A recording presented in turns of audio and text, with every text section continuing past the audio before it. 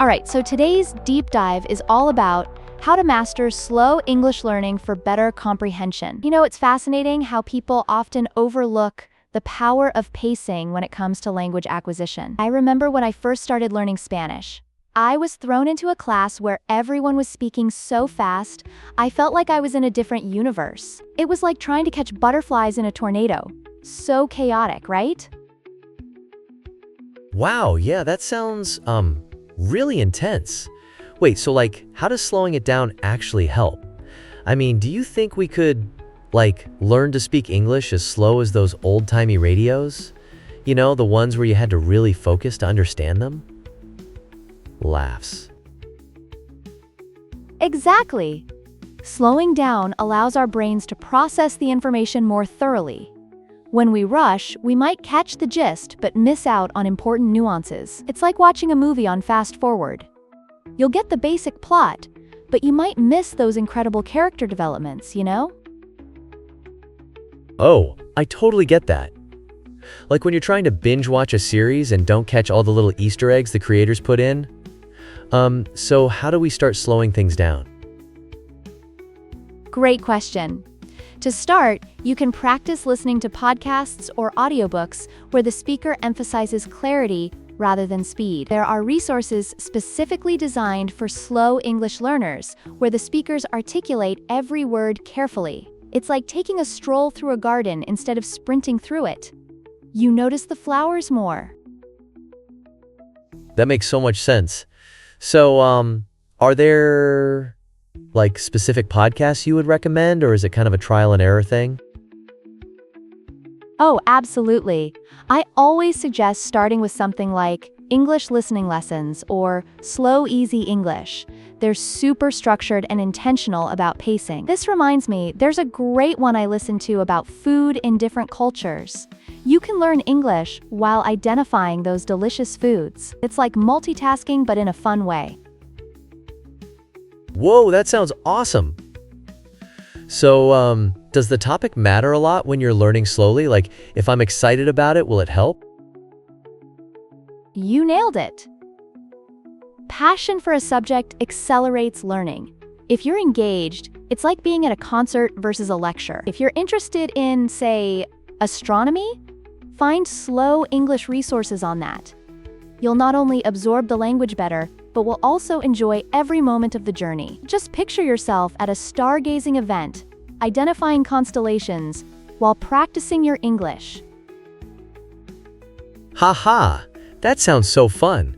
So while I'm, learning to talk about astronomy, I might end up teaching someone about the stars without even realizing it? Laughs. Precisely. And that teaching element reinforces your learning. It's a beautiful cycle. Learning, teaching, and then deepening your understanding. Plus, it's like nurturing a plant. The more you care for it and learn about it, the more it thrives. Wow, I feel like I've just gotten stuck in a really cool metaphor here. So, if I don't have anyone to practice with, where can I find conversation buddies? That's an important point. Online platforms like language exchange apps, there's one called Tandem that can connect you with people worldwide. You can swap languages with someone, like you help them with English and they help you with their language. It's like a game of catch, where you throw knowledge back and forth. That's super interesting. So I wouldn't just be learning English, but also connecting with people from different cultures? Exactly. That cross-cultural exchange enriches your learning experience tenfold. You not only learn about the language, but also about their traditions, food, and even humor. Imagine trying to explain American jokes to someone from a different background. It's a hilarious challenge, right? Haha. I bet there would be, a lot of confused looks. So, speaking of humor, does practicing slow English make it easier to get jokes too? Absolutely.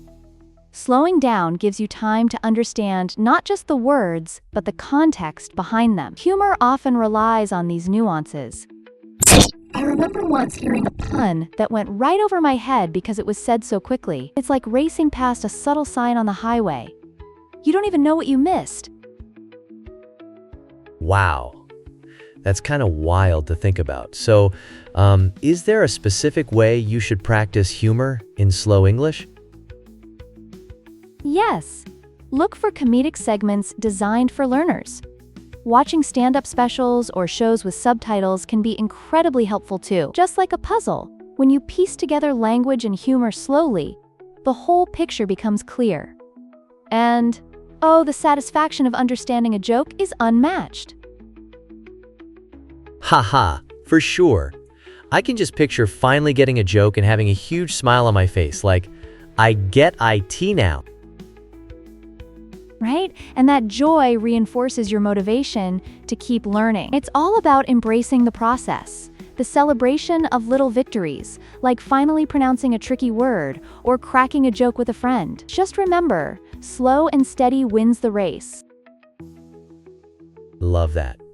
So, as we start wrapping up, do you have any final tips for someone like me who's just diving into this slow English journey? Yes. Stay curious, be patient with yourself, and don't shy away from making mistakes. Each stumble is an opportunity for growth. Imagine walking before you run. Every step counts. And always keep it fun. Engage with what excites you, and you'll find your rhythm. Wow, you make it sound so, achievable. Thank you for such great insights. I can't wait to start this journey. Anytime. Remember, enjoy the ride, and before you know it, you'll be confidently speaking slow English with ease.